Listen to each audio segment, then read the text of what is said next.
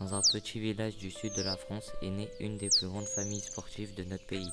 Un boxeur, une plongeuse, une danseuse, un cycliste, un nageur, une surfeuse. Une famille connue dans le monde entier pour ses exploits dans le sport.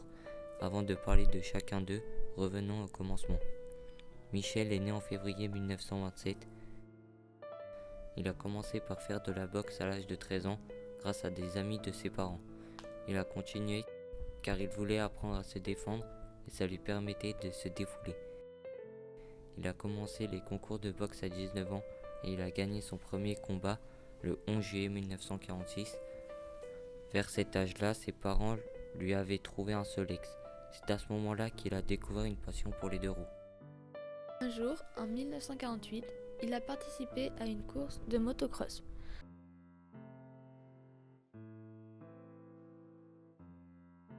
À la fin de la course, la cérémonie de clôture a commencé avec une danse de farfadet.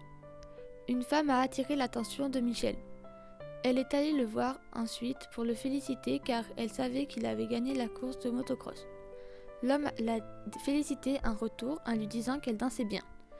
À la fin du cross, les deux personnes ont décidé d'échanger leur adresse pour pouvoir s'écrire et se voir plus souvent. Ensuite, au fil du temps, ils se sont mariés et ils ont eu 3 enfants. Cette femme était Léonore. Mai 1926, c'était une jeune femme prenant beaucoup de risques.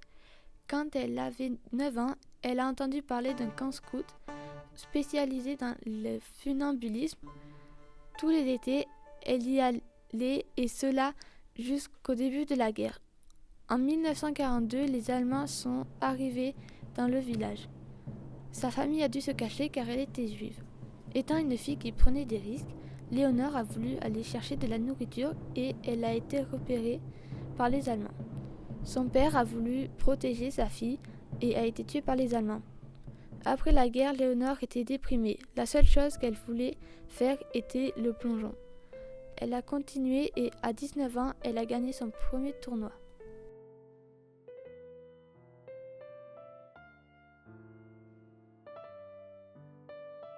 Le premier enfant de Michel et Léonore s'appelle Mathieu.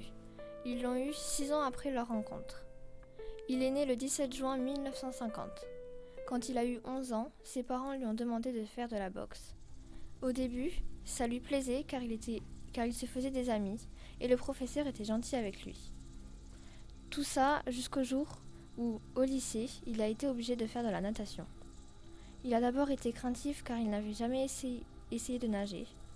Mais quand il a appris à nager, il s'est rendu compte qu'il était doué pour la nage et le plongeon. Ses profs aussi trouvaient qu'il nageait bien, donc ils ont décidé de convoquer ses parents pour lui dire que leur fils était doué. Le jour de la convocation, les parents ont dit au professeur que leur fils ne pouvait pas entrer dans un club de natation, car il faisait déjà de la boxe. Quand les parents ont raconté comment s'était passée la réunion, Mathieu s'est énervé, car il a compris qu'il était forcé depuis toutes ces années à faire de la boxe. Ses parents ont compris enfin à quel point c'était important pour lui de nager, et ils ont décidé de le laisser entrer dans le club de natation. Il était très fort à toutes les compétitions qu'il faisait. En 1968, il a remporté l'épreuve aux JO de Mexico.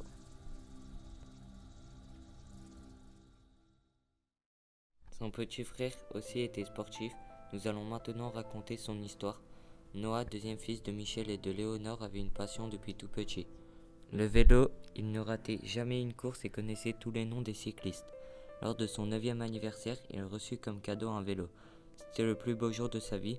Depuis ce moment, il s'entraînait sans relâche. Chaque jour, il s'améliorait. Et lorsqu'il eut 17 ans, il devint cycliste professionnel. C'était le meneur du groupe. Il était persévérant et avait un grand mental qui lui permettait de gagner. Il était très fort et enchaînait les victoires. Toute sa famille était très fière de lui.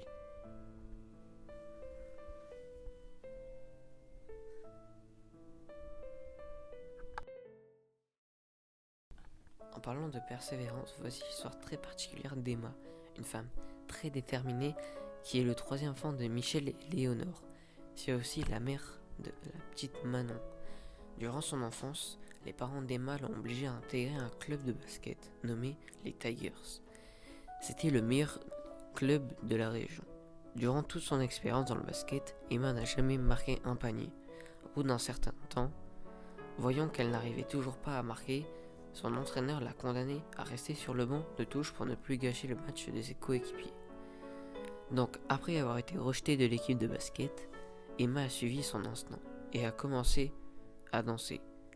Dans son jardin, dans la rue, dans les magasins, dès qu'elle entendait une mélodie, elle se mettait à danser.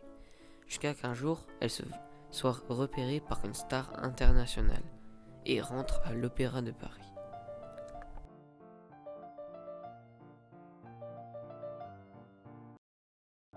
Et pour finir, voici la petite dernière, Manon, née en 1975, qui a découvert le sport en général grâce à sa famille. Elle a commencé à pratiquer le surf à l'âge de 9 ans, quand elle est partie en colonie de vacances à la mer. Elle a adoré en faire et depuis, c'est devenu son sport favori. Dans sa chambre, elle collectionnait les photos de grandes surfeuses. Depuis, le surf est devenu son métier.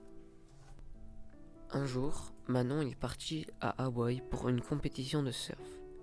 Une personne de sa famille l'a filmé en train de surfer, mais le lendemain, l'appareil photo s'est ouvert et la pellicule s'est perdue.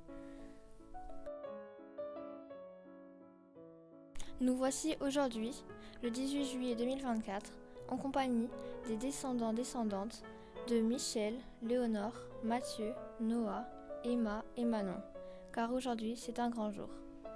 Ils sont tous réunis pour parler de leurs exploits, de leurs anecdotes et de compétitions.